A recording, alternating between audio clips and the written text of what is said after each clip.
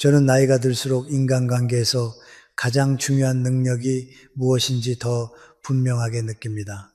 말솜씨도 아니고 재치도 아니고 돈도 아닙니다. 결국 사람 사이를 오래 지켜주는 것은 경계를 지킬 줄 아는 품격입니다. 특히 결혼한 남자에게 그 품격이 가장 선명하게 시험받는 곳이 있습니다. 바로 처가입니다. 처가에 가면 남자들은 묘한 긴장 속에 들어갑니다. 아내의 부모님 앞에서, 아내의 형제자매 앞에서 나는 가족이면서도 동시에 손님입니다.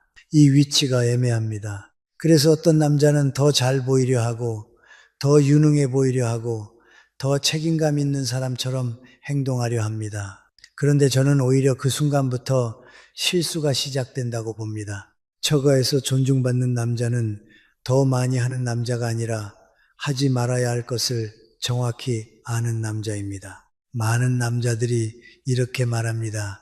교수님, 저는 좋은 마음으로 한 건데요. 좋은 마음은 분명 소중합니다.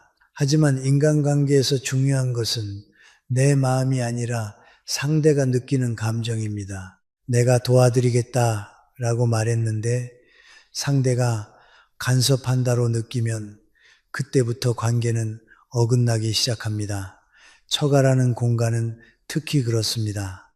왜냐하면 그 집에는 이미 오랜 시간 쌓인 질서가 있기 때문입니다. 돈을 쓰는 방식도, 말하는 방식도, 갈등을 푸는 방식도, 기쁨을 나누는 방식도 그 집의 생활 철학으로 굳어져 있습니다. 그 철학은 겉으로 보기엔 사소해 보여도 그 집 사람들의 자존심과 체면을 지탱하는 뿌리입니다. 그래서 처가에서 남자가 실수하는 가장 흔한 패턴이 있습니다. 첫째, 잘해 보이려다가 평가하는 말이 나옵니다. 둘째, 책임져 보이려다가 결정하려 듭니다. 셋째, 똑똑해 보이려다가 가르치려 듭니다. 이 세 가지는 모두 같은 뿌리를 가집니다. 내가 중심이 되어야 안전하다는 불안입니다. 하지만 처가에서는 중심이 되려는 순간 상대는 불편해집니다. 왜냐하면 그곳의 중심은 원래 그 집의 부모님이고 그 집의 역사이며 그 집의 관계망이기 때문입니다. 저는 오랫동안 많은 부부와 가족을 지켜보면서 한 가지 결론을 얻었습니다. 처가에서 관계를 망치는 것은 큰 사건이 아니라 작은 말투입니다. 작은 표정입니다. 작은 비교입니다. 아주 짧은 질문 하나입니다. 예를 들어 장인어른, 요즘 돈은 어떻게 굴리세요? 같은 말이 그렇습니다. 말한 사람은 관심일 수 있습니다. 하지만 듣는 사람은 우리 집 돈을 왜 묻지? 라고 느낄 수 있습니다. 어머님, 이건 이렇게 하시는 게 더 낫지 않나요? 또 마찬가지입니다. 말한 사람은 도움을 주고 싶었을 겁니다. 하지만 듣는 사람은 우리 집 방식을 고치려 드는구나 라고 받아들일 수 있습니다. 인간관계는 이렇게 미묘합니다. 좋은 의도는 설명이지만 불편한 감정은 기억입니다. 설명은 금방 사라지지만 기억은 오래 남습니다. 처가에서 존중받는 남자들은 공통점이 있습니다. 그들은 말이 많지 않습니다. 대신 분위기를 읽습니다. 누가 불편해하는지, 누가 지금 체면을 지키고 싶은지, 누가 무슨 말을 듣기 싫어하는지 그 미세한 신호를 압니다. 그리고 그 신호 앞에서 한 발 물러납니다. 그들은 침묵을 무기처럼 쓰지 않습니다. 침묵을 배려로 씁니다. 제가 보기엔 그게 진짜 어른의 태도입니다. 어른은 말을 많이 하는 사람이 아니라 말 한마디로 관계를 지키는 사람입니다. 또 하나의 중요한 기준이 있습니다. 처가에서 남자가 해야 할 역할은 해결사가 아니라 안전장치입니다. 문제가 생겼을 때 뛰어들어 판결을 내리는 사람이 아니라 문제가 커지지 않게 온도를 낮추는 사람입니다. 갈등이 보이면 누가 옳은지 따지기보다 모두가 얼굴을 잃지 않게 하는 사람입니다.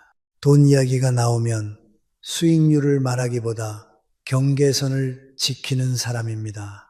이런 남자는 처가에서 유능해 보이진 않을 수 있습니다. 하지만 시간이 지나면 반드시 믿을 만한 사람으로 남습니다. 저는 인생에서 결국 남는 평판은 능력이 아니라 신뢰라고 생각합니다. 오늘 저는 처가에서 남자가 절대로 손대지 말아야 할 6가지를 이야기하려 합니다. 이것은 어떤 기술의 목록이 아닙니다. 처가를 존중하는 태도이며 아내를 지키는 방식이며 나 자신의 품격을 지키는 규칙입니다. 첫 번째는 가장 민감하고 동시에 가장 자주 남자를 시험하는 주제입니다. 바로 돈, 처가의 경제 문제입니다. 여기서 선을 넘는 순간 관계는 생각보다 빠르게 기울어집니다. 그리고 그 기울어짐은 나중에 부부 사이까지 번지기도 합니다. 그러니 오늘 이 이야기를 들으면서 나는 얼마나 잘하느냐보다 나는 어디까지가 내 자리인지 아느냐를 먼저 점검해 보셨으면 합니다. 관계는 사랑으로 시작되지만 경계로 유지됩니다. 특히 처가에서는 더 그렇습니다. 제가 처가 문제를 이야기할 때 늘 첫 번째로 꺼내는 주제가 있습니다. 돈입니다. 처가의 경제 문제, 재산 문제, 지출 방식, 심지어 얼마나 모아두셨을까 같은 호기심까지 포함해서 말입니다. 왜 하필 돈부터일까요? 돈은 원래 인간관계에서 가장 빠르게 오해를 만드는 소재이기 때문입니다. 그리고 사위라는 위치에서는 그 오해가 훨씬 더 쉽게 붙습니다. 같은 말이라도 아들이 하면 걱정해서 그러는구나가 될 수 있지만 사위가 하면 무슨 의도로 묻지로 들릴 수 있습니다. 이 차이를 인정하는 순간부터 관계가 편해집니다. 많은 남자들이 이렇게 말합니다. 교수님, 저는 돈이 목적이 아니라 관심이었어요. 네, 이해합니다. 하지만 제가 앞에서 말씀드렸죠. 관계는 의도가 아니라 느낌으로 남습니다. 처가에서 돈 이야기는 특히 느낌을 건드립니다. 왜냐하면 돈은 단순한 숫자가 아니라 그 집의 자존심이고 불안이고 체면이고 미래이기 때문입니다. 부모님 세대에게 돈은 내가 자식에게 짐이 되지 않기 위한 마지막 방어선입니다. 그 방어선을 사위가 건드리면 아무리 부드럽게 물어도 마음은 움츠러듭니다. 그래서 저는 원칙을 하나 제시합니다. 처가의 돈은 내가 관리할 대상이 아니라 그 집이 스스로 지켜야 할 영역이라는 원칙입니다. 이 원칙을 지키면 쓸데없는 다툼의 절반은 사라집니다. 예를 들어 이런 장면이 흔합니다. 식사 자리에서 장인어른이 경제 이야기를 꺼내십니다. 요즘 물가가 장난이 아니야. 이때 남자가 똑똑해 보이고 싶어서 바로 투자 조언을 합니다. 아버님, 그 돈은 이렇게 굴리셔야죠. 요즘은 다 이런 상품으로 듣는 사람은 조언으로 받아들이지 않을 수도 있습니다. 우리 집 돈을 네가 판단하니? 라는 느낌이 들어요. 또 이런 질문도 있습니다. 어머님, 집은 대출은 없으세요? 요즘 연금은 얼마나 나오세요? 질문한 사람은 현실적인 걱정일 수 있지만 듣는 사람은 조사처럼 느낄 수 있습니다. 돈 이야기는 질문이 많아질수록 위험해집니다. 더 큰 함정은 아내의 효도 문제입니다. 어떤 남자는 아내가 처가를 돕는 것을 보며 불안해합니다. 그래서 통제하려 합니다. 왜 당신은 매번 친정에만 돈을 쓰냐? 그만 좀 드려라. 이 말은 부부싸움으로 끝나지 않습니다. 처가의 귀에도 들어갑니다. 그리고 그 순간부터 남자는 인색한 사위 혹은 가족을 가르는 사람으로 기억될 수 있습니다. 저는 여기서 남자들이 감정을 먼저 인정해야 한다고 봅니다. 불안할 수 있습니다. 우리 집 살림이 빠듯하면 더 그렇습니다. 하지만 그 불안을 처가를 향한 비난으로 바꾸면 관계는 반드시 망가집니다. 그렇다면 남자는 어떻게 해야 할까요? 저는 3가지로 정리합니다. 첫째, 처가의 돈은 묻지 않는 것이 기본입니다. 상대가 먼저 말하지 않는 한 재산 규모, 저축액, 빚 형제자매의 경제 사정 같은 것을 캐묻지 마십시오. 관심이 아니라 침범으로 보일 수 있습니다. 어디에 투자하세요? 같은 질문도 마찬가지입니다. 듣는 사람 입장에선 그럼 너는 우리 돈에 어떤 그림이 있니?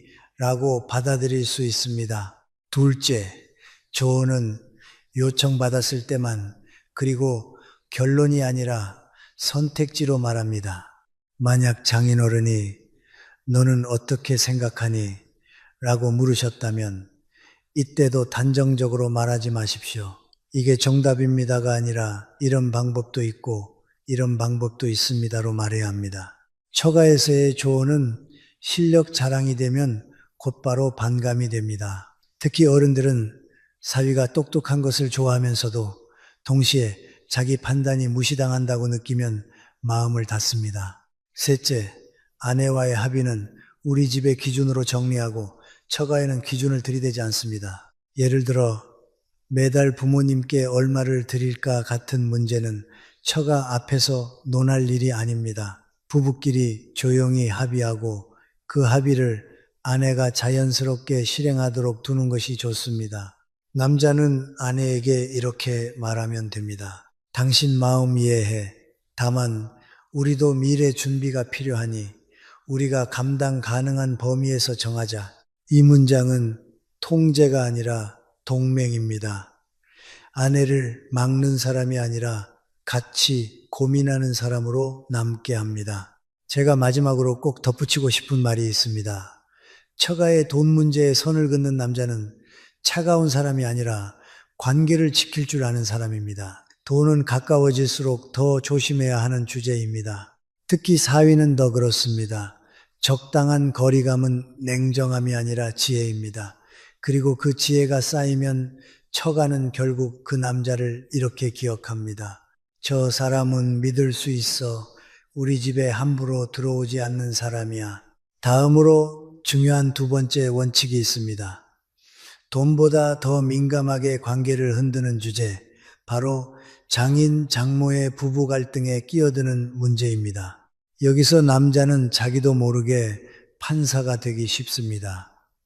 그런데 판사가 되는 순간 거의 언제나 진 사람이 됩니다. 제가 처가에서 남자가 가장 조심해야 할 두 번째 영역으로 늘 강조하는 것이 있습니다.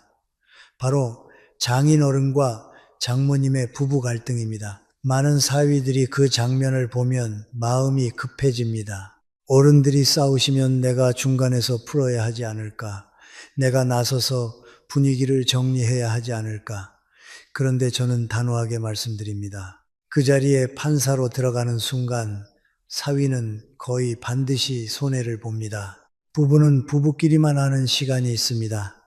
둘만의 상처, 둘만의 자존심, 둘만의 약속이 있습니다. 겉으로 보기에 단순한 말싸움 같아도 그 안에는 수십 년 동안 축적된 감정의 층이 쌓여 있습니다. 사위는 그 층을 모릅니다.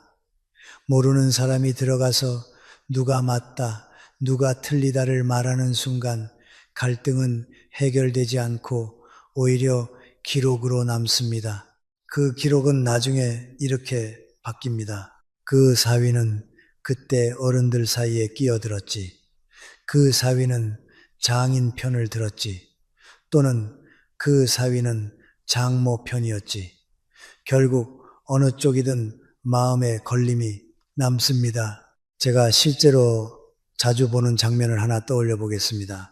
가족이 식사 중이고 장인어른이 한마디를 하십니다. 장모님이 기분이 상하십니다. 말이 오가다가 분위기가 차가워집니다. 이때 사위가 나서서 아버님, 그건 그렇게 말씀하시면 안 되죠 하고 장모 편을 들면 어떻게 될까요?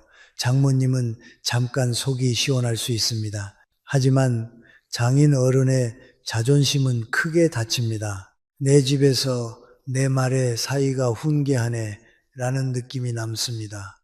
반대로 사위가 어머니, 아버지도 그런 뜻은 아니었을 거예요 하며 장인 편을 들면 어떨까요? 이번엔 장모님의 마음에 상처가 남습니다. 장모님은 말은 안 해도 오래 기억합니다. 사위는 어느 편을 들어도 반쪽을 잃을 가능성이 큽니다. 이것이 처가에서 갈등을 중재하려다가 생기는 가장 흔한 비극입니다. 그렇다면 사위는 아무것도 하지 말아야 할까요? 아닙니다. 저는 아무것도 하지 말라가 아니라 해야 할 방식이 다르다고 말합니다. 사위가 해야 할 일은 판결이 아니라 온도 조절입니다. 상황을 해결하려는 욕심보다 더 커지지 않게 만드는 성숙함이 필요합니다. 제가 권하는 방법은 4가지입니다. 첫째, 중립을 지키되 표정과 말투로도 편을 들지 마십시오. 사람은 말보다 표정을 더 빨리 읽습니다. 누가 말할 때 고개를 크게 끄덕이거나 누가 말할 때 웃거나 한숨을 쉬는 것만으로도 편을 든다는 신호가 됩니다. 가장 안전한 태도는 조용히 듣고 판단을 보류하는 것입니다. 둘째, 맞다 틀리다 대신 감정을 다뤄야 합니다. 예를 들어 장모님이 상하신 상황이면 어머니 그 말씀 들으시고 마음이 좀 불편하셨을 것 같아요. 처럼 감정을 인정하는 정도는 가능합니다. 하지만 여기서도 조심해야 합니다. 아버님이 잘못하셨어요 로 넘어가면 즉시 위험합니다. 감정을 인정하되 책임을 규정하지 않는 말이 핵심입니다.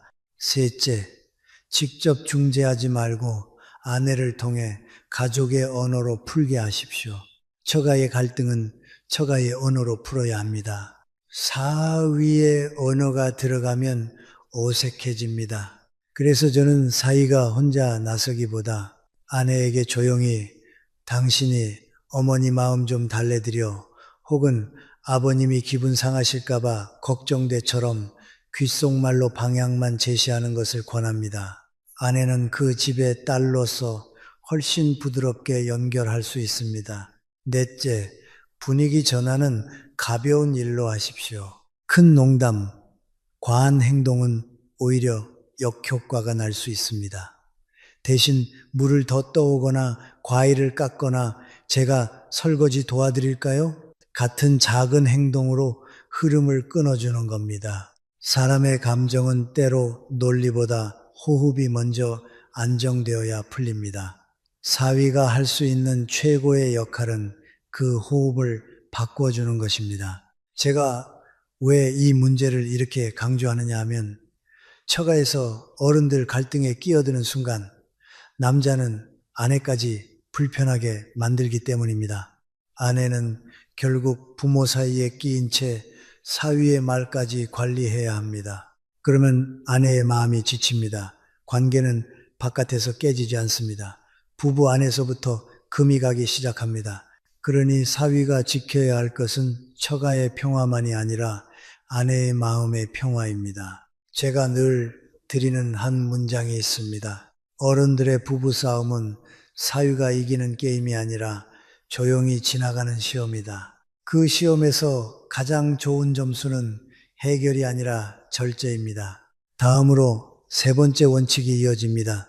많은 남자들이 무심코 던진 한마디로 처가의 마음에 상처를 남기는 것, 바로 처가와 자기 집을 비교하는 말입니다. 이 비교는 생각보다 깊게 남습니다. 제가 처가에서 남자들이 가장 자주 하는 실수 중 하나를 꼽으라면 저는 망설이지 않고 비교라고 말합니다. 비교는 대개 악의에서 나오지 않습니다. 오히려 대부분은 아무 생각 없이 나옵니다. 그래서 더 위험합니다. 사람은 일부러 한 실수보다 무심코 한 말에 더 오래 상처를 받습니다. 특히 처가라는 공간에서는 그 말이 단순한 의견이 아니라 평가로 들리기 쉽습니다. 남자들이 이런 말을 합니다. 우리 집은 원래 이렇게 안 하는데요. 저희 집에서는 보통 이렇게 해요. 저희 어머니는 이런 건 정말 잘 하시는데. 말하는 사람은 정보를 말한다고 생각합니다. 하지만 듣는 사람은 순위를 듣습니다. 즉, 너희 집은 우리 집보다 아래다. 혹은 우리 집 방식이 더 낫다는 메시지를 느낄 수 있습니다. 비교는 상대의 마음에 보이지 않는 체면의 상처를 남깁니다. 그리고 체면의 상처는 매우 오래 갑니다. 처가에서 비교가 특히 위험한 이유는 그 비교가 단지 부모님에게만 닿지 않기 때문입니다. 아내에게도 닿습니다. 아내는 처가에서 딸이고 동시에 내 아내입니다. 내가 처가를 비교하는 순간 아내는 이렇게 느낍니다. 내 뿌리를 평가하네. 내 가족을 낮추네. 이 느낌은 부부 사이에도 미세한 균열을 만들 수 있습니다. 겉으로는 대수롭지 않아 보여도 아내의 마음 안에는 오래 남습니다. 인간관계에서 가장 아픈 것은 욕기 아니라 무시입니다. 비교는 종종 무시로 해석됩니다. 제가 실제로 많이 듣는 장면이 있습니다. 식사 자리에서 장모님이 음식을 내오십니다. 사위가 한마디 합니다. 어머님, 맛있긴 한데 저희 집은 간을 좀 더 세게 하거든요. 정말로 간이 약해서 한 말일 수 있습니다. 하지만 장모님은 내 음식을 평가하네 라고 느낄 수 있습니다. 더 나쁜 경우는 이런 말입니다. 우리 엄마는 이 반찬을 더 잘하는데 이건 비교를 넘어 모욕으로 들릴 수 있습니다. 그럼 네 엄마한테 가서 먹으라는 말이 입 밖으로 나오지 않아도 마음속에서 이미 관계가 멀어질 수 있습니다. 또 하나의 큰 비교는 아내를 비교하는 말입니다. 우리 누나는 이럴 때 더 센스 있게 하던데 우리 엄마는 이런 걸 보면 바로 눈치채 남자는 조언이라고 생각할지 모릅니다. 하지만 아내는 판정을 듣습니다. 비교는 상대의 존재를 부정하는 방식으로 들립니다. 그리고 그 비교가 처가에서 나오면 아내는 더 심하게 상처받습니다. 왜냐하면 처가에서는 아내가 내 편이 되어 주길 바라는 장소인데 그 자리에서 내가 아내를 평가하면 아내는 설 자리를 잃기 때문입니다. 그렇다면 처가에서 남자는 어떻게 말해야 할까요? 저는 비교를 피하는 방법을 말을 안 하는 것이라고만 말하지 않습니다. 현실적으로 말은 해야 합니다. 다만 말의 구조를 바꿔야 합니다. 저는 세 가지 원칙을 권합니다. 첫째, 기준을 우리 집이 아니라 상대 집의 가치로 맞추십시오. 예를 들어 음식이 조금 낯설어도 어머님, 이런 맛은 처음인데 신기하네요. 어머님 집만의 맛이 있네요. 처럼 말할 수 있습니다. 그 집의 방식이 다르다는 것을 낫다가 아니라 특색으로 바꾸는 말입니다. 둘째, 불편한 점이 있어도 처가 앞이 아니라 아내와 둘이 이야기하십시오. 처가 자리에서 이건 좀이 나오면 그 순간 이미 상대의 체면이 상합니다. 대신 집으로 돌아가 조용히 아내에게 말할 수 있습니다. 오늘은 내가 조금 낯설어서 그랬어. 다음엔 내가 좀 더 맞춰볼게. 이렇게 말하면 불평이 아니라 성숙함이 됩니다. 셋째, 비교가 나오려는 순간 질문으로 방향을 바꾸십시오. 우리 집은 이라는 말이 나오기 직전에 이렇게 바꾸는 겁니다. 장인어른, 이건 원래 여기서는 어떻게 하세요? 어머님, 이 방식이 더 편하신 이유가 있어요? 질문은 평가가 아니라 존중으로 들립니다. 그리고 질문을 하는 순간 나는 판단자가 아니라 배우는 사람이 됩니다. 처가에서 배우는 태도는 언제나 호감으로 돌아옵니다. 저는 처가에서 존중받는 남자를 보면 공통적으로 느끼는 것이 있습니다. 그들은 늘 이렇게 생각하는 듯 합니다. 내가 옳다는 걸 증명하는 것이 아니라 내가 배려할 줄 아는 사람인지 보여주는 것이다. 그들은 비교를 하지 않습니다. 비교가 관계를 망친다는 것을 너무 잘 압니다. 처가에서 가장 좋은 말은 우리 집은 이 아니라 여기는 으로 시작하는 말입니다. 그 집의 질서와 방식에 관심을 갖고 그 안에 조용히 적응하는 태도, 저는 그 태도가 결국 가장 큰 존중을 만들어낸다고 믿습니다. 다음은 네 번째 원칙으로 넘어가겠습니다. 처가에서 남자가 선을 넘기 쉬운 또 하나의 영역, 바로 처가의 형제자매나 친척들의 결혼, 연애 문제에 깊게 끼어드는 것입니다. 여기서 사위는 선한 의도로 시작했다가 가장 억울한 사람이 되기 쉽습니다. 처가에서 남자가 흔히 선한 마음으로 시작했다가 가장 억울한 사람이 되는 영역이 하나 있습니다.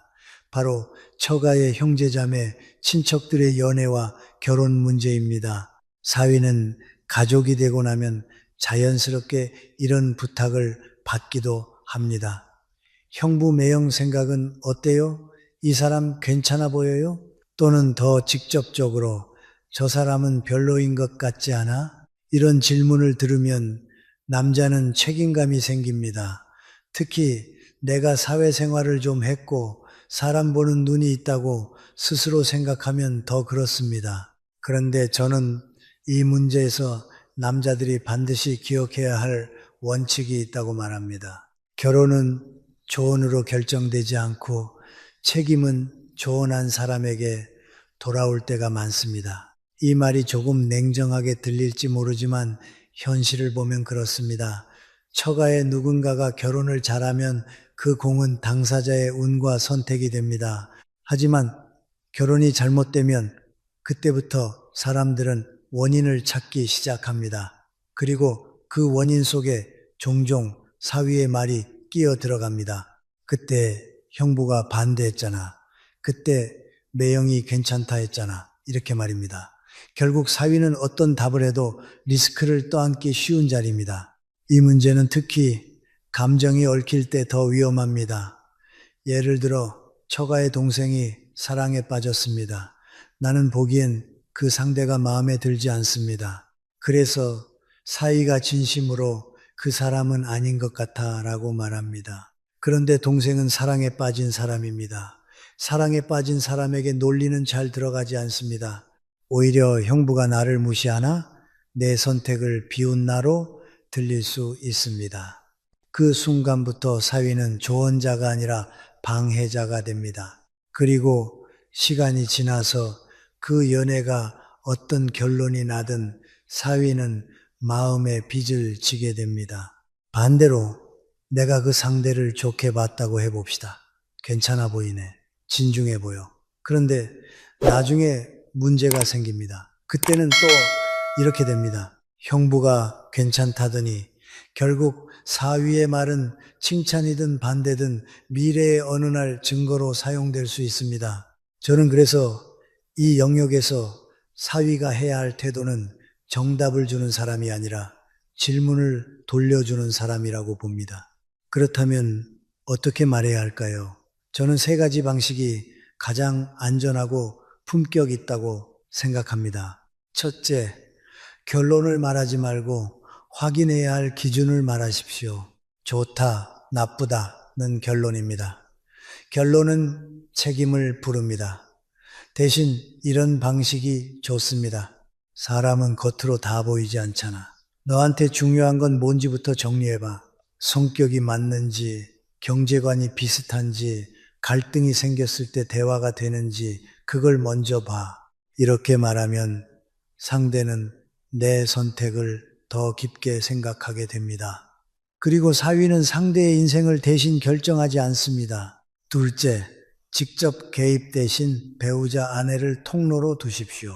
사위가 처가의 연애 결혼 문제에 직접 나서면 사위가 우리 집을 조종한다는 느낌이 생길 수 있습니다. 특히 장모님이나 장인어른이 민감하게 받아들이기도 합니다. 반면 아내가 자기 가족에게 말하면 훨씬 자연스럽습니다. 그래서 정말 심각한 문제가 느껴질 때는 사위가 혼자 나서기보다 아내와 먼저 충분히 대화하고 아내가 가족에게 부드럽게 전달하게 하는 것이 훨씬 안전합니다. 셋째, 정보 제공은 하되 압박은 하지 마십시오. 만약 상대가 정과나 폭력, 도박, 큰 비처럼 명백히 위험한 요소가 있다면 그것은 가치 판단이 아니라 안전의 문제입니다. 이럴 때는 사위가 반대야 라고 소리칠 게 아니라 사실 확인과 조심스러운 전달이 필요합니다. 내가 들은 얘기가 사실인지 먼저 확인해 봐. 그리고 너 자신을 보호하는 게 우선이야. 이렇게 말하면 감정 싸움으로 가지 않고 안전이라는 공통 기준으로 이야기할 수 있습니다. 또 하나, 남자들이 자주 빠지는 함정이 있습니다. 소개중매입니다. 내가 괜찮은 사람 아는데 소개해 줄까? 이 말은 선한 마음일 수 있습니다. 하지만 소개는 성사가 되면 덕이 되고 실패하면 원망이 됩니다. 소개받은 사람이 불편해도 결과가 안 좋아도 그 책임이 소개한 사람에게 돌아옵니다.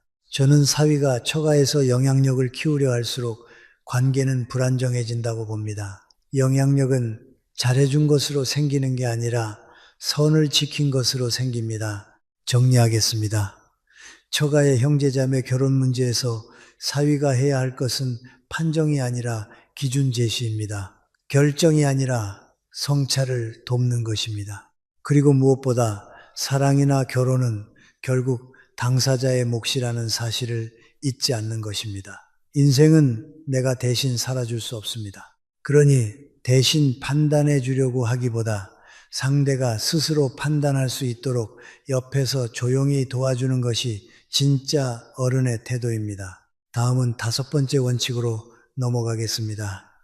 처가에서 남자가 신뢰를 가장 빨리 잃는 방식이 있습니다. 바로 집안의 사적인 이야기, 돈 이야기를 캐묻고 들은 것을 밖으로 흘리는 것입니다. 이것은 단번에 관계의 뿌리를 흔듭니다. 제가 처가에서 남자가 가장 빨리 신뢰를 잃는 행동이 무엇이냐고 묻는다면 저는 이렇게 답합니다. 캐묻는 것과 흘리는 것입니다. 사람은 돈 때문에 멀어지기도 하지만 결국 관계를 완전히 무너뜨리는 것은 신뢰의 파손입니다. 신뢰는 한번 깨지면 다시 붙이기가 어렵습니다. 그리고 처가에서 신뢰가 깨지는 가장 흔한 출발점이 사위의 호기심입니다. 남자들은 종종 이렇게 생각합니다. 가족이 됐는데 이 정도는 알아도 되지 않나? 하지만 저는 이 말이 위험하다고 봅니다. 가족이 된다는 것은 정보를 공유한다는 뜻이 아니라 경계를 더 섬세하게 다룬다는 뜻이기 때문입니다. 특히 처가에는 처가만의 사정이 있습니다. 그 사정은 때로 체면과 자존심으로 덮여 있고 때로는 오래된 상처로 숨겨져 있습니다. 사위가 그걸 모른 채 손대면 상대는 우리 집을 들여다본다는 느낌을 받습니다. 그리고 그 순간부터 마음을 닫습니다.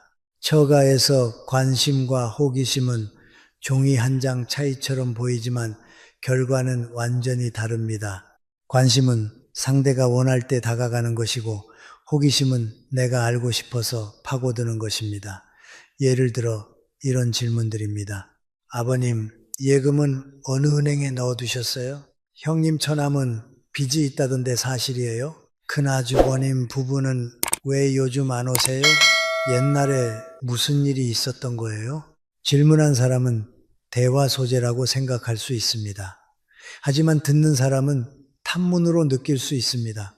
특히 사위가 이런 질문을 반복하면 처가에서는 이렇게 생각하기 시작합니다. 저 사람은 왜 이렇게 우리 집 사정을 알고 싶어 하지? 목적이 의심받기 시작하면 그때부터 관계는 이미 기울어집니다. 더 큰 문제는 알게 된 이야기를 밖으로 흘리는 것입니다. 남자들은 대개 악의가 없습니다. 친구를 만나 요즘 처가에 이런 일이 있더라 하고 가볍게 말할 수도 있습니다. 또는 친가 식구들과 이야기하다가 처가 쪽은 이런 사정이 있어 하고 설명할 수도 있습니다. 그런데 처가 입장에서는 그게 배신처럼 느껴질 수 있습니다. 왜냐하면 그건 그 집에 체면이 걸린 이야기일 수 있기 때문입니다. 가족의 사정은 한번 밖으로 나가면 돌아오지 않습니다. 그리고 그 이야기가 돌기 시작하면 처가는 사위를 믿을 수 없는 사람으로 분류할 가능성이 큽니다. 제가 늘 말하는 문장이 있습니다. 사람은 비밀을 가진 사람을 싫어하는 게 아니라 비밀을 가볍게 여기는 사람을 두려워한다. 처가의 이야기를 가볍게 말하는 사위는 앞으로도 무엇이든 말할 수 있는 사람처럼 보입니다. 그때부터 처가는 말수를 줄입니다. 마음을 닫습니다. 사위에게 정보를 주지 않습니다. 그리고 그 정보의 단절은 곧 정서적 거리로 이어집니다. 그렇다면 남자는 어떻게 해야 할까요? 저는 이 문제에서야말로 기술보다 태도가 중요하다고 봅니다. 하지만 실천 가능한 원칙을 3가지로 정리해 드릴 수 있습니다. 첫째, 상대가 먼저 열어주기 전까지는 문을 두드리지 마십시오. 처가의 사정은 상대가 말하고 싶을 때 말합니다.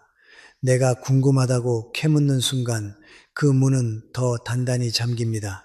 말해주면 듣겠다는 태도는 괜찮습니다. 하지만 말해달라는 요구는 위험합니다. 특히 돈, 빚, 형제 갈등, 친척 문제는 사위가 묻지 않는 것이 기본입니다. 둘째, 듣는 자리와 말하는 자리를 분리하십시오. 혹시 처가에서 우연히 민감한 이야기를 듣게 될 수도 있습니다. 그럴 때 사위가 해야 할 일은 간단합니다. 듣되 판단하지 않고 밖에 말하지 않는 것입니다. 그 이야기를 내 친가나 친구에게 설명하는 순간 이미 신뢰는 손상됩니다. 꼭 필요한 경우가 아니라면 처가의 사정은 내가 모르는 척 해줄 수 있는 영역으로 두는 것이 지혜입니다. 셋째, 처가 이야기를 정보가 아니라 존엄으로 보십시오. 사람은 누구나 존엄을 지키고 싶어 합니다. 특히 부모 세대는 더 그렇습니다.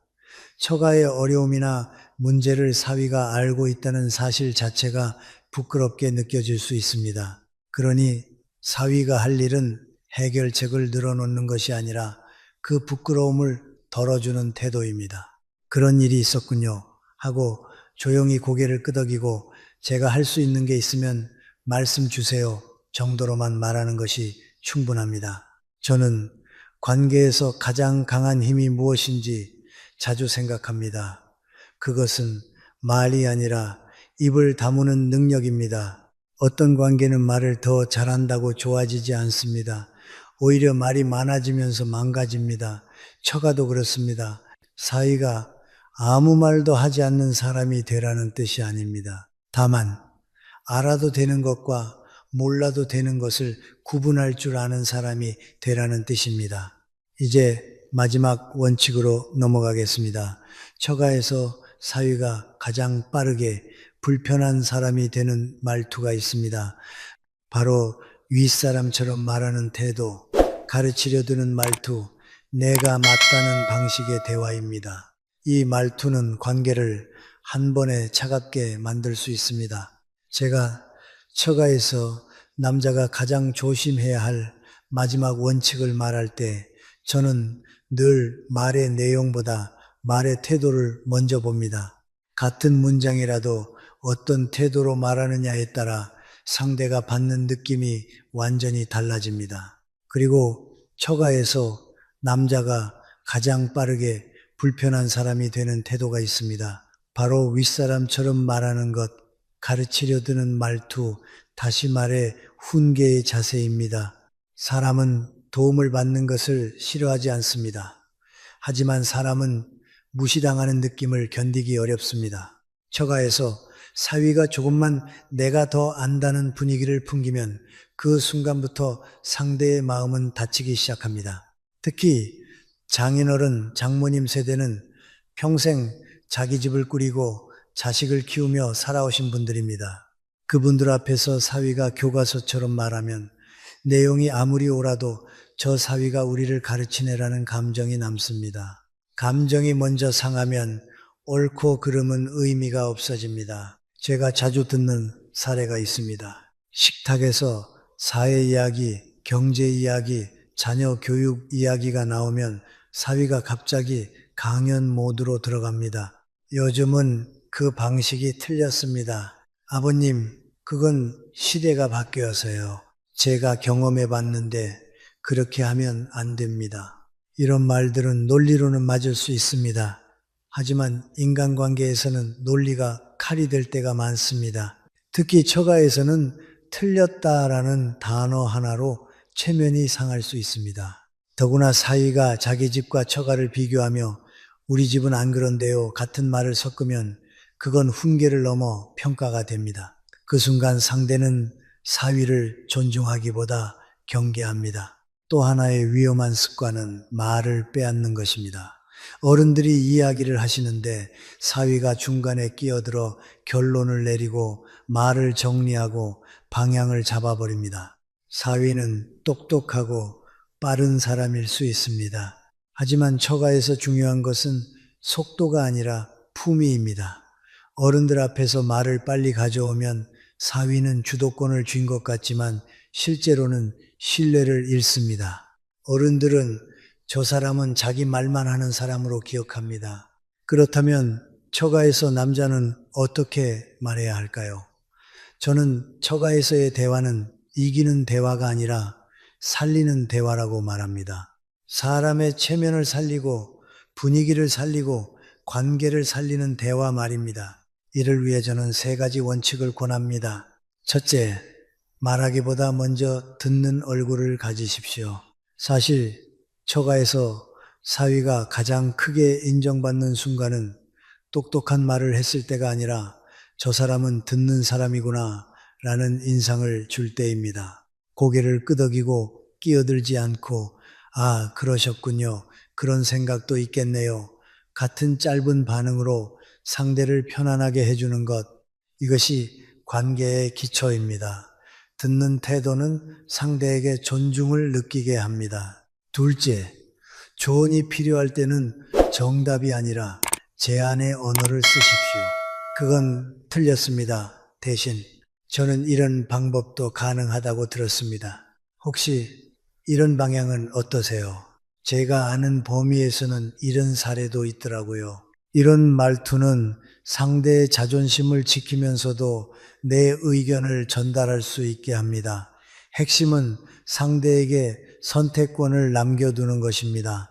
선택권을 빼앗는 말은 훈계가 되고 선택권을 남기는 말은 배려가 됩니다. 셋째, 나의 경험을 자랑이 아니라 공감으로 바꾸십시오. 사위가 경험을 말할 때 종종 내가 해봤는데가 자랑처럼 들릴 수 있습니다.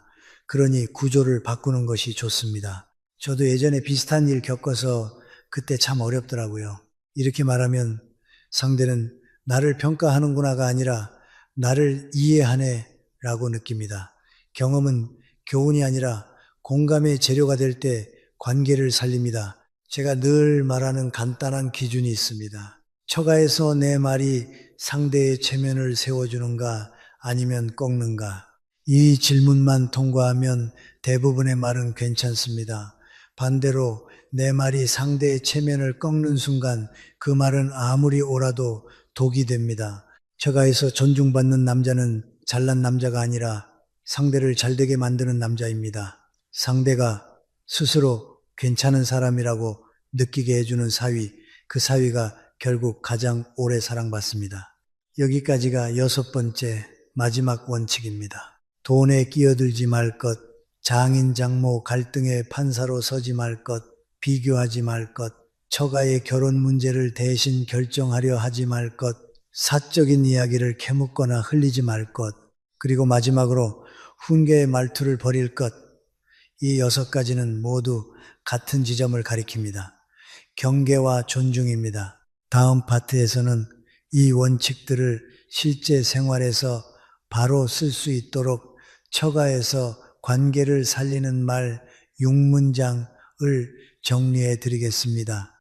같은 상황에서도 한 문장을 바꾸면 관계의 방향이 달라집니다. 그 문장들이야말로 여러분의 품격을 드러내는 도구가 될 수 있습니다. 처가에서 관계를 살리는 대체 문장 6개, 제가 앞에서 6가지 원칙을 말씀드렸습니다. 그런데 많은 분들이 이렇게 묻습니다. 교수님, 하지 말아야 할 건 알겠는데 그럼 실제로는 뭐라고 말해야 합니까? 맞습니다. 인간관계는 참는 것만으로 완성되지 않습니다. 말은 해야 합니다. 다만 처가에서는 말이 내 생각을 증명하는 도구가 아니라 관계를 보호하는 장치가 되어야 합니다. 그래서 오늘은 여러분이 처가에서 바로 쓸 수 있는 대체 문장 6개를 정리해 드리겠습니다. 이 문장들의 공통점은 하나입니다. 상대의 체면을 세우고 나의 경계를 지키며 분위기를 부드럽게 만드는 말이라는 점입니다. 기술처럼 보일 수 있지만 사실은 존중의 표현입니다. 첫 번째 문장, 돈 이야기가 나왔을 때입니다. 저는 잘 몰라서요. 다만 우리 집 살림은 아내와 상의해서 책임지겠습니다. 이 문장은 두 가지를 동시에 합니다. 처가의 돈을 평가하지 않겠다는 신호와 내 가정의 책임을 회피하지 않겠다는 신호입니다. 남자들이 자주 하는 실수는 처가 돈에 대해 아는 척하거나 반대로 아예 무관심해 보이는 것입니다. 이 문장은 그 중간을 잡아줍니다. 선을 지키면서도 믿음을 줍니다. 두 번째 문장, 장인 장모님이 의견이 부딪힐 때입니다. 두 분 말씀 다 일리가 있습니다. 저는 분위기 편하게 되면 좋겠습니다. 여기서 핵심은 판결을 내리지 않는 것입니다. 어느 한쪽의 승패를 만들지 않고 목적을 평화로 둡니다. 이 문장은 놀랍게도 갈등의 온도를 낮춥니다. 사람은 누가 옳냐가 아니라 내 체면이 지켜지냐에 더 민감합니다. 체면을 살려주면 갈등도 부드러워집니다. 세 번째 문장, 비교가 나올 뻔했을 때입니다. 집집마다 방식이 다르죠. 저는 여기 방식도 배워보겠습니다. 우리 집은 이 입 밖으로 나오려는 순간 이 문장으로 방향을 바꾸면 됩니다. 처가에서 배운다는 말은 강력합니다. 그것은 내가 이 집을 존중하고 있다는 표시이기 때문입니다. 사위가 배운다는 태도를 보이면 장인 장모님은 그 사위를 교만하지 않은 사람으로 기억합니다. 네 번째 문장, 처가 형제자매의 연애 결혼 상담을 받을 때입니다.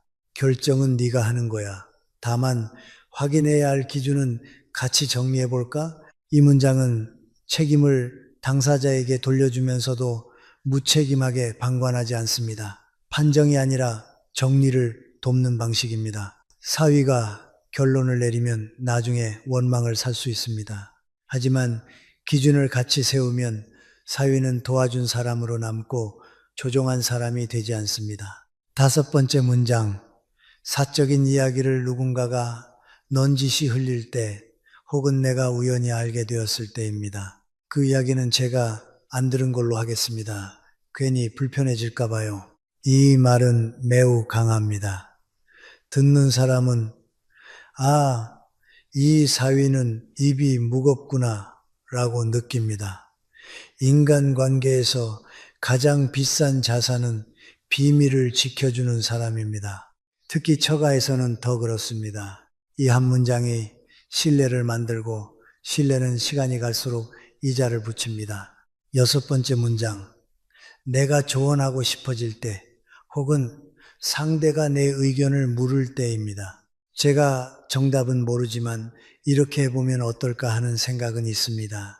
처가에서 조언은 늘 정답의 형식을 피해야 합니다.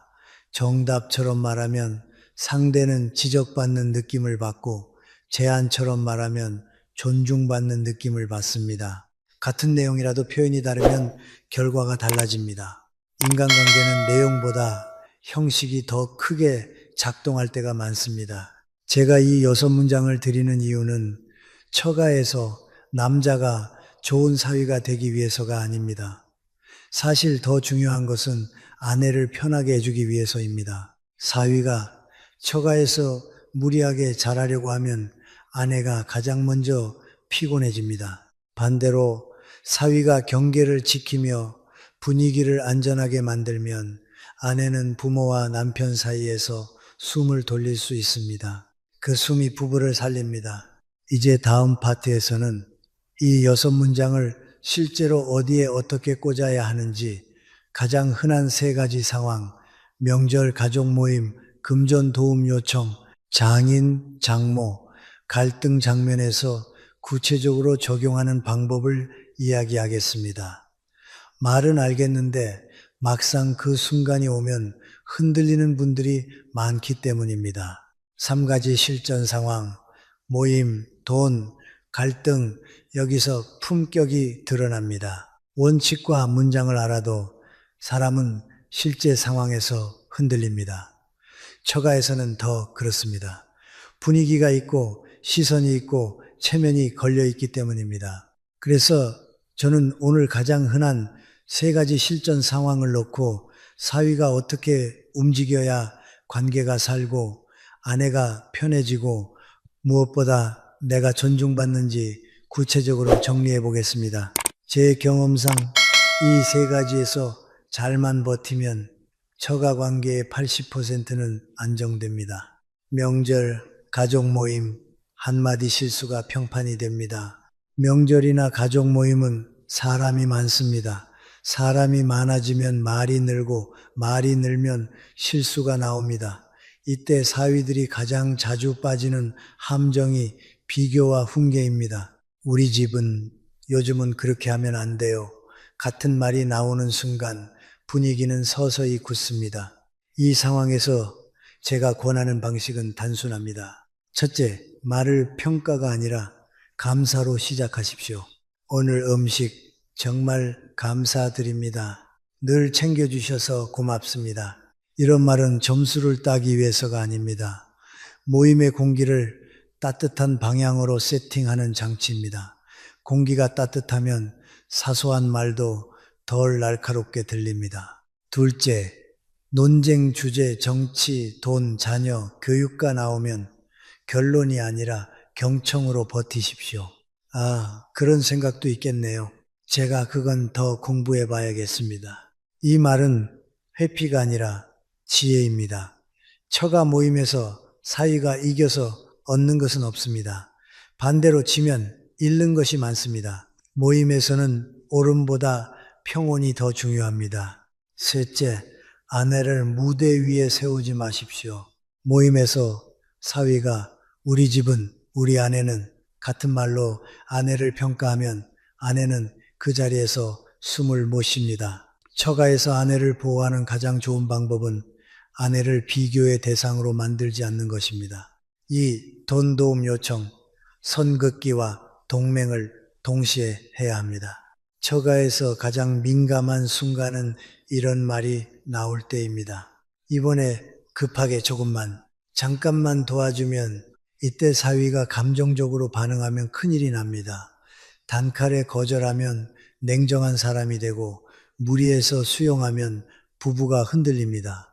제가 권하는 순서는 이렇습니다. 첫째, 처가 앞에서 즉답하지 마십시오. 가장 좋은 문장은 이것입니다. 저희가 부부로 상의해서 말씀드리겠습니다. 이 문장은 처가의 체면을 살립니다. 동시에 부부의 기준을 지킵니다. 즉답은 대부분 실수입니다. 즉답은 나중에 후회를 남기기 쉽습니다. 둘째, 아내와의 대화에서 통제가 아니라 공동 기준을 만드십시오. 당신 마음 이해해. 다만 우리도 미래 준비가 필요하니 감당 가능한 범위를 정하자. 이 방식은 아내를 막는 게 아니라 같은 편이 되는 방식입니다. 처가 문제는 부부가 같은 편이 되지 않으면 반드시 갈라집니다. 셋째, 도움을 주더라도 조건이 아니라 구조를 만드십시오. 예를 들어 금액, 기간, 방식이 불명확하면 감정이 쌓입니다. 이번엔 한 번만 이 범위에서 이 방식으로 이렇게 구조를 만들면 도움은 간섭이 아니라 합의가 됩니다. 중요한 건 돈의 크기가 아니라 모호함을 줄이는 것입니다. 모호함이 관계를 망칩니다. 장인, 장모, 갈등 장면, 사위는 판사가 아니라 온도 조절기입니다. 어른들 사이에 말이 오가고 공기가 딱딱해질 때 사위는 본능적으로 뛰어들고 싶어집니다. 내가 나서서 풀어야 한다. 하지만 저는 단호히 말합니다. 여기서 사위가 판사가 되면 반드시 패자가 됩니다. 이때 필요한 건 세 가지입니다. 첫째, 편을 들지 마십시오. 말뿐 아니라 표정도 포함입니다.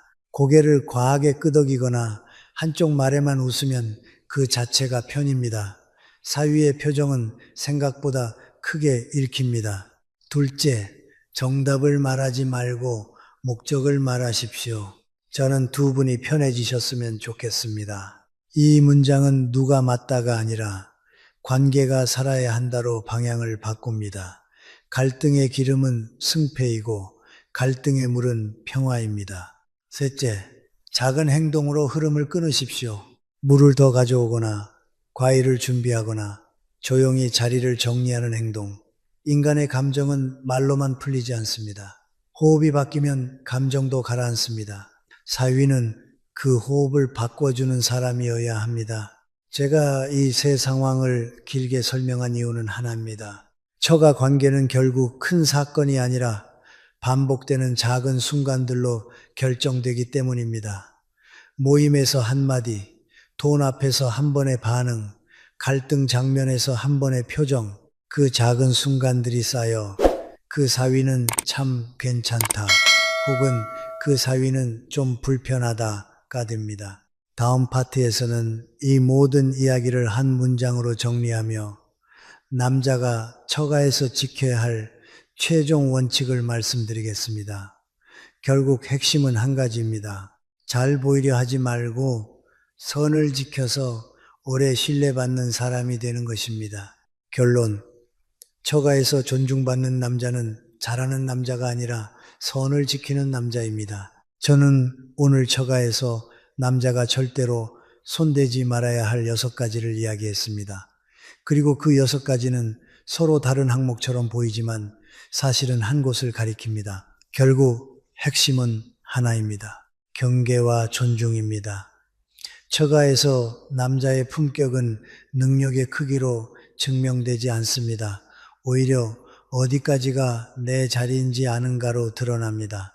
저는 나이가 들수록 이 사실이 더 분명해집니다. 우리는 흔히 인간관계를 정으로 유지한다고 생각합니다. 하지만 오래가는 관계는 정만으로 유지되지 않습니다. 정은 시작이고 경계는 유지입니다. 특히 처가 관계는 더욱 그렇습니다. 처가는 내게 가족이지만 동시에 그들만의 역사와 질서가 있는 세계입니다. 그 세계에 들어갈 때 사위는 내 방식을 들고 들어가면 안 됩니다. 내가 옳다는 것을 증명하러 들어가면 결국 나는 불편한 사람이 됩니다. 반대로 내가 그 집의 질서와 체면을 존중하며 들어가면 나는 시간이 갈수록 믿을 만한 사람이 됩니다. 제가 다시 한번 6가지를 한 줄로 정리해 드리겠습니다. 첫째, 처가의 돈 문제에 끼어들지 말라. 돈은 숫자가 아니라 체면이고 불안이고 역사입니다. 사위가 돈을 건드리면 의심이 붙습니다. 선을 지키는 것이 냉정함이 아니라 지혜입니다. 둘째, 장인 장모의 갈등에 판사로 서지 말라. 어른들의 부부싸움은 사위가 해결할 수 있는 문제가 아닙니다. 사위의 역할은 승패를 가르는 것이 아니라 온도를 낮추는 것입니다. 셋째, 처가와 내 집을 비교하지 말라. 우리 집은 이라는 말은 정보가 아니라 평가로 들립니다. 비교는 상대의 존엄을 건드립니다. 처가 앞에서는 비교 대신 존중의 언어를 선택해야 합니다. 넷째, 처가 형제자매의 연애, 결혼을 대신 결정하지 말라. 결정은 당사자가 해야 하고 사위는 기준을 정리해주는 조력자가 되어야 합니다. 결론을 내리는 순간 책임은 내게 돌아올 수 있습니다. 다섯째, 집안의 사적인 일을 캐묻지 말고 들은 것을 흘리지 말라. 사위의 입이 가벼워 보이는 순간 처가는 마음을 닫습니다. 관계의 뿌리는 정보가 아니라 신뢰입니다. 여섯째, 가르치려 들지 말라. 처가에서 가장 위험한 말은 정답입니다. 정답처럼 말하면 상대는 틀린 사람이 됩니다. 대신 제안처럼 말하고 먼저 듣고 체면을 세워주는 대화가 필요합니다. 여기까지 들으시면 어떤 분은 이렇게 생각하실 겁니다. 그럼 처가에서 남자는 너무 조심만 해야 하나요? 너무 위축되는 거 아닌가요? 저는 그 질문에 이렇게 답합니다. 조심하라는 말이 위축되라는 뜻은 아닙니다. 조심하라는 것은 내가 내 품격을 지키는 방식입니다.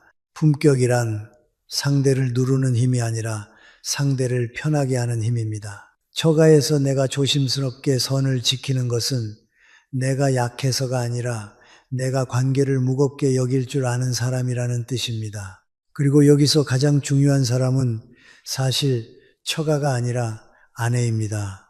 사위가 처가에서 무리해서 잘하려고 하면 아내는 가장 먼저 지칩니다. 남편이 친정에서 실수하면 아내는 부모와 남편 사이에서 숨을 잃습니다.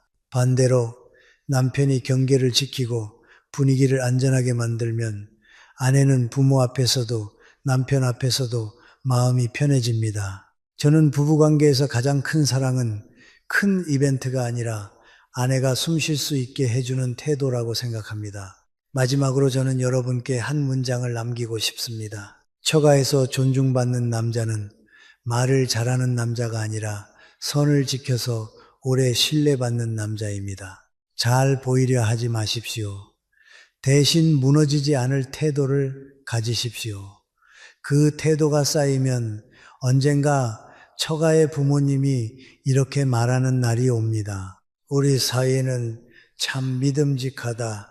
그 말은 칭찬이 아니라 여러분이 경계를 지켜낸 시간의 증명입니다. 오늘 이야기가 여러분의 결혼과 가족 관계에 작은 평온을 더했으면 합니다. 관계는 완벽함으로 유지되지 않습니다. 절제와 존중으로 유지됩니다.